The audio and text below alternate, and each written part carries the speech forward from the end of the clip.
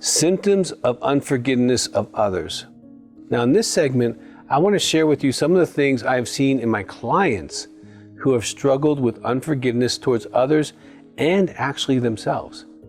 When we stay in a place of unforgiveness, and I'm not talking about the short term as you process what's happened to you, but when you stay in this place of I'll never forgive them for that, this resentment and bitterness can hurt you way more in the long term than would ever hurt them. Now, you might not believe me, so I want to go over what you might struggle with if you've been feeling stuck in unforgiveness.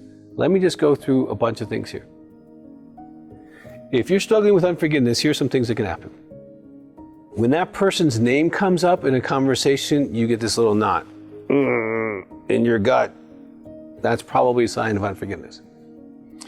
If you must see this person for some reason, you have immediate dread or possibly anxiety, like, oh, that person's on my calendar today. And you get that feeling, you probably have unforgiveness. An encounter with this person either intensifies the unease or makes you avoid situations where they are altogether. So if they're going to be in a situation socially, you just won't go because you don't want to see that person because you have them stuck in unforgiveness.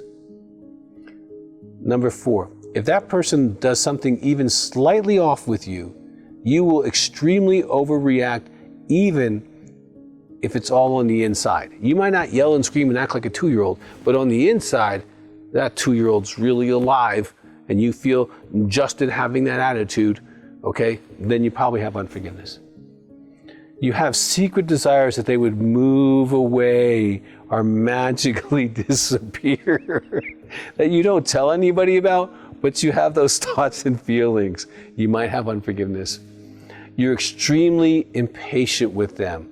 You can be patient with others, but with them, you have a very short fuse and you get irritated really quickly. Number 7, you find it really a challenge to see or say good things about them, whether to them or when you're with other people, you'll go silent. You won't engage the conversation. If other people are praising them, you just won't join in and go, yeah, that person's wonderful. You won't do that. Number 8, when you think of them, you mostly and almost exclusively think of the hurt or what they did, or maybe what they didn't do to you. And so you have them in this kind of really negative narrative encapsulated, and they might be wonderful in so many ways or gifted in so many ways that are really beneficial to people. But the way you conceptualize them is only around what they did or didn't do. Number 9, you get angry if someone presses you on your attitude towards them. Why do you have such an attitude towards them? Why can't you say anything nice about them? Why is it that you just get like, you get fierce with them, like, no, I'm good. I just don't want to talk about it, right? You might have unforgiveness. Number 10, you will assign others motives that they are on the other person's side. There's a side when they bring up the facts that don't go along with your negative narrative. So in other words, they might be talking about this person that doesn't agree with your negative narrative, and that causes a problem. Number 11, you would find it difficult to be kind or generous towards that person. It's just something inside of you just doesn't want to give, right? There's probably unforgiveness. Number 12, you might distance yourself from people who remain friends with that person or who don't truly, fully support your attitude towards that person. So you actually will not only try to cut that person out of your life, but if there's people around that person who connect to you, you might cut them out of your life as a result of unforgiveness. Number 13, a person in unforgiveness over time will campaign others to have the same negative attitude or perspective of that person as they do. So you're kind of on a campaign to get everybody on your side. In Hebrews 12:15 it says, lest any root of bitterness springing up causes trouble, and by this many become defiled.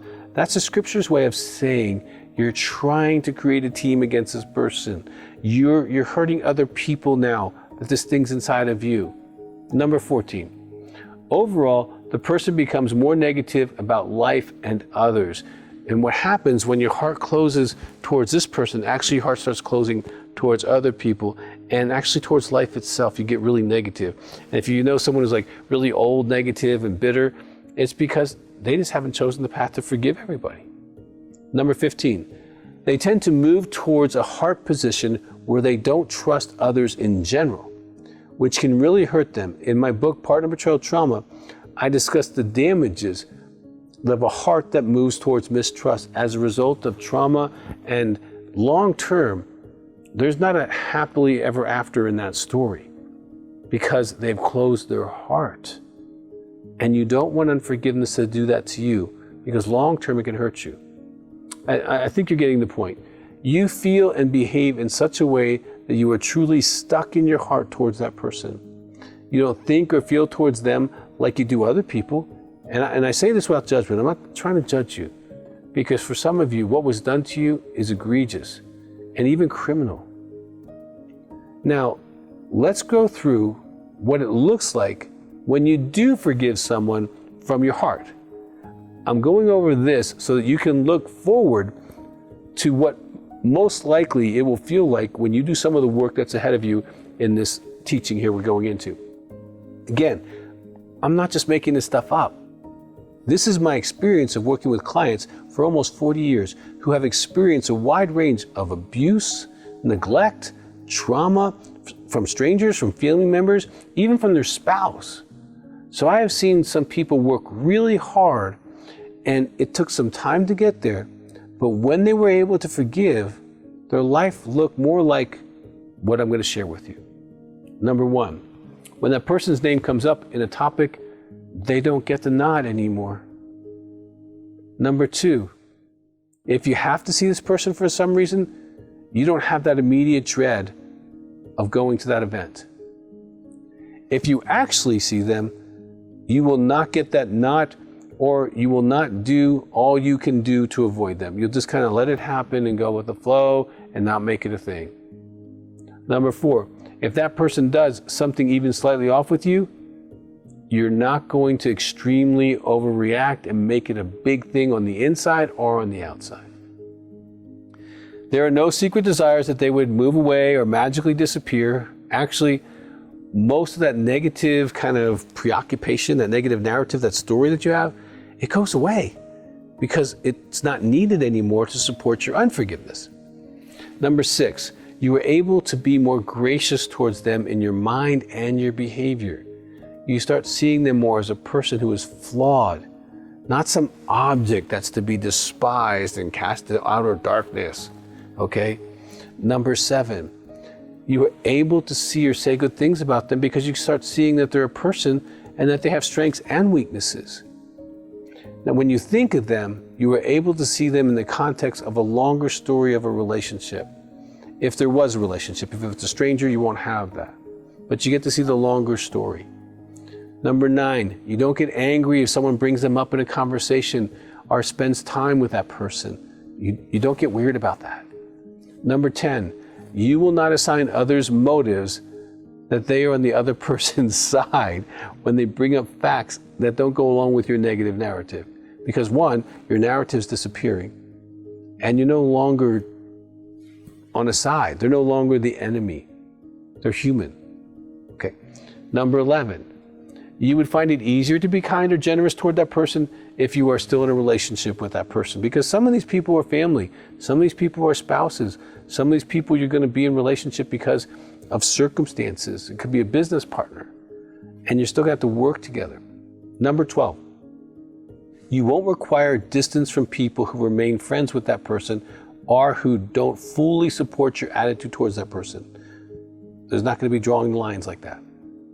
You become more positive about people in general. Like, people are people, you know? All of us need forgiveness. We're all flawed. Dr. Doug makes mistakes, and there's people that have to forgive me. Okay, I like to go ask for forgiveness if I know about it, but we're just humans, and we do this thing called sin, and sometimes it hurts people. Number 14, you trust others that are trustworthy and can distinguish, for the most part, who is trustworthy and who is not trustworthy. And I can just tell you in general, you walk more in the spirit of love and freedom and grace towards people, because you have received so much grace. Whenever I get stuck, I might just focus on, God, you give me so much grace for so many sins. I can't do it. I can't hold it against that person. I'm just not going to do it. Not going to do that in your sight. Not going to do it. But I'm freer. Okay, and I've had a lot of people sin with me, even after being a Christian. Have pastors fall, people try to do stuff in business, people try to lie about me. I'm online, oh my gosh, there's so many lies online, I can't even keep up with them. And they're like, well, why don't you sue them? Because it's not worth my time. I'm just gonna forgive them, they're hurting, and they got something going on with themselves, and that's just who they are. And I'm not gonna add to that pain. So you get to live in kind of a more gracious lifestyle in general. That's what it looks like if you're in a place of forgiving people.